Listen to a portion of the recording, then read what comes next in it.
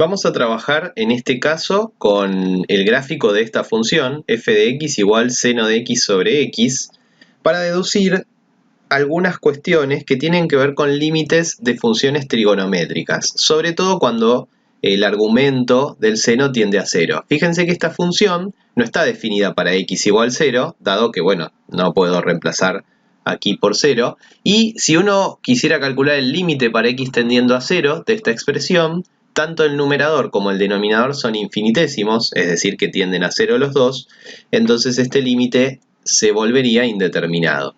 Sin embargo, mirando el gráfico de esta función, que es un gráfico muy peculiar, tiene este comportamiento que, bueno, no es periódico, pero tiene estas ondulaciones de aquí, ¿sí? Que cada vez se aproximan más a 0, pero nos interesa saber qué pasa con el límite de esta expresión cuando x tiende a 0. Podemos ver a partir del gráfico que la función se aproxima a este valor cuando x tiende a 0, tanto por el lado derecho como por el lado izquierdo. Este valor es obviamente 1. Es decir que a partir de eso podemos deducir que seno de x tiende a 1 cuando x tiende a 0. Lo que acabamos de deducir es que el límite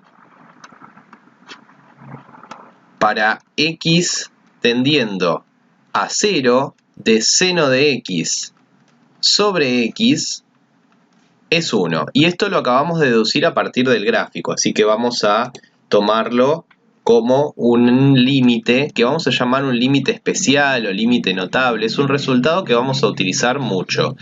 Ahora, observemos qué pasa. Si yo quisiera calcular el límite para x tendiendo a 0 de seno de 3x sobre 3x, con un cambio de variables adecuado, por ejemplo, yo digo, bueno, t es igual a 3x, ¿sí? Entonces esto se transforma en el seno de t dividido t. Y si x tiende a 0, entonces t también tiende a 0, con lo cual esto es el límite para t tendiendo a 0 de seno de t sobre t. Este límite es igual que este límite, pero acabamos de decir que este límite es 1. ¿Sí? Fíjense que tiene exactamente la misma forma que este. Esto me permite deducir algunas cosas. Me permite deducir que entonces el límite para x tendiendo a 0 de seno de 3x sobre 3x es 1.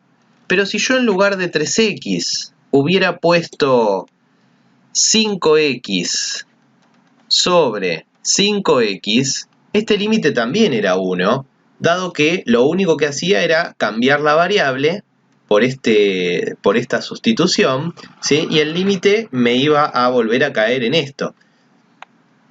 Y si yo hubiera escrito el límite de 8x cuadrado, seno de 8x cuadrado sobre 8x cuadrado, este límite también valía 1. Es decir, que uno podría decir que el límite para x tendiendo a 0 del seno de alguna expresión dividido esa misma expresión es 1. ¿Cómo voy a asegurarme que este límite sea 1? Me falta entrar en un detalle. No tiene que pasar solamente que estas expresiones sean iguales. Porque, por ejemplo, sería un error decir que el límite para x tendiendo a 1 de seno de 2x sobre 2x es 1. Esto es un error. ¿Por qué es un error? ¿Cuál es la diferencia con respecto al ejercicio o al ejemplo anterior? La diferencia está aquí. En este caso, x tiende a 1, por lo tanto, esta expresión no tiende a 0, sino que tiende a 2. Esto no es indeterminado. Es decir que este ejercicio, ¿sí?, se puede resolver poniendo seno de 2 sobre 2. Este sería el resultado. ¿sí? Solamente vamos a poder deducir que el límite es 1 cuando tenemos seno de una expresión dividido la misma expresión y además esta expresión tiende a 0. ¿Sí? No es necesario que la x tienda a 0, sino que la expresión tienda a 0. ¿Con esto qué quiero decir? Por ejemplo, el límite para x tendiendo a 1 de seno de x menos 1 sobre x menos 1 también va a ser 1. Esto sí es correcto, ¿sí? Dado que si bien x no tiende a 1, la expresión que está dentro del seno sí tiende a 1, ¿sí? Lo importante es que entonces la expresión de adentro del seno tienda a 1 y que además sean iguales estas dos expresiones. Bien, para continuar con lo que veníamos diciendo, recién acabamos de decir entonces que el límite de seno de alguna expresión dividido esa misma expresión es 1 siempre y cuando la expresión de ahí adentro tienda a 0. Esto es lo que acabamos de deducir. Ahora, fijémonos qué pasa con, por ejemplo, el límite para x tendiendo a 0 de tangente de x sobre x. La tangente de 0 tiende a 0 y x aquí tiende a 0, es decir que este límite es en principio indeterminado, ¿sí? No es igual, sino que es indeterminado, ¿sí? Porque es un cociente de infinitesimos. Sin embargo, sabemos de trigonometría que tangente de x es lo mismo que seno de x sobre coseno de x. Y acá tengo todavía el x que lo voy a dejar acá aparte.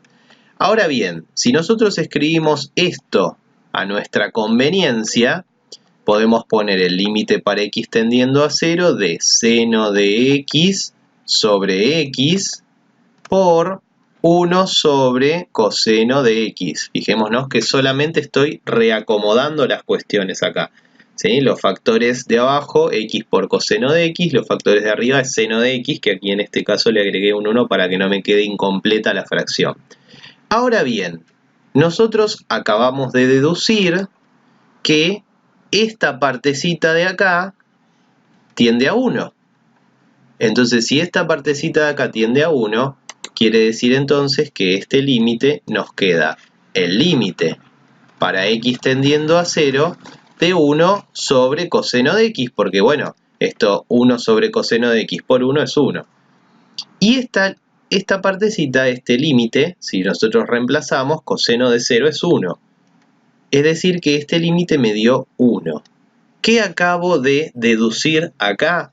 Acabo de deducir entonces que el límite para x tendiendo a 0 de la tangente de x sobre x también es 1. Y este es otro resultado notable que tenemos que recordar y que vamos a utilizar para calcular los límites trigonométricos. Bien, lo último que vamos a decir es qué ocurre, por ejemplo, en el caso de límite para x tendiendo a 0 de, por ejemplo, x sobre seno de x. ¿Será lo mismo que seno de x sobre x? Muy bien. ¿Cómo vamos a pensar esto? Bueno, de manera muy sencilla. Esto es lo mismo que decir el límite para x tendiendo a 0 de 1 sobre el seno de x sobre x. O, lo que es lo mismo, dado que esto es una constante, 1 sobre el límite para x tendiendo a 0 de seno de x sobre x. Pero este límite habíamos dicho que era 1. Por lo tanto, esto nos queda 1 sobre 1, o sea, 1.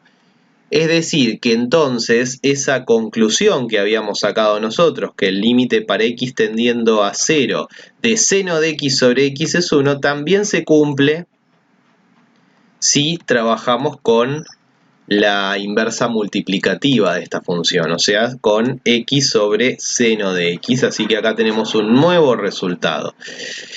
Fíjense que esto también va a pasar en este caso. Si tuviéramos x sobre tangente de x, también tendería a 1. Y además también recordemos que lo único que necesitamos es que tanto el argumento de la tangente como el denominador sean iguales y tiendan a 0 para decir que todo eso va a tender a 1.